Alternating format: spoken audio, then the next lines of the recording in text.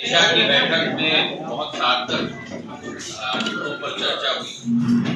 पहले तो गुना जिले में जो महत्वाकांक्षी प्रगति और विकास की योजना है, सब पे जितनी प्रगति हुई है उस पे हमारी चर्चा हुई।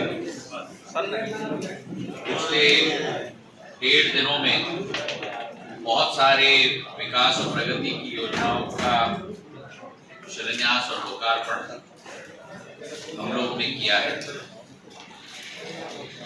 शुरुआत हमने गंजा गांव से किया, जहां कुनो नदी की स्रोत का जीर्णोद्धार करने का संकल्प मध्य प्रदेश शासन, स्थानीय प्रशासन और जन प्रतिनिधियों ने साथ में मिलकर किया। कुनो नदी 180 किलोमीटर की है, जिसका 60 किलोमीटर भाग गुना जिले में पड़ता है और इसलिए बहुत महत्वपूर्ण जिम्मेदारी गुना जिले की होती है। अगर इसका जल संवर्धन का कार्य और जीर्णोद्धार का कार्य अच्छे तरीके से हो, करीब 1800 हेक्टेयर भूमि सिंचित हो सकती है, 800 वर्ग स्क्वायर किलोमीटर की सिंचाई भी हो सकती है और 42 करोड़ रुपए की योजना प्रशासन ने बनाया है, जो मैं CR पाटिल साहब के साथ जल शक्ति मंत्रालय में प्रस्ताव रख रहा हूँ ताकि इसका कार्य शीघ्र हो पाए। इसी के साथ खुटियावद ग्राम में, जो मैंने 18 साल पहले शुरुआत की थी मीरवाड़ा में, जहाँ सौर्य ऊर्जा का प्लांट मैंने हमारे आदिवासी समाज के लोगों के लिए लगवाया था, वही आज खुटियावद में सन गार्नियर संस्था के द्वारा 20 करोड़ रुपए की 4 मेगावाट की सोलर प्लांट का लोकार्पण हम लोग ने किया है। 60 लाख यूनिट प्रति वर्ष इससे उत्पादन होगा और इससे मध्य प्रदेश के ग्रिड और अक्षय ऊर्जा का संकल्प में भी बहुत बड़ा योगदान रहेगा। इसी के साथ पाटई में हमारी सांस्कृतिक धरोहर राम जानकी मंदिर जीर्णोद्धार की भूमि पूजन का कार्यक्रम हम लोग ने किया। मेरी धर्मपत्नी ने चुनाव के दरमियान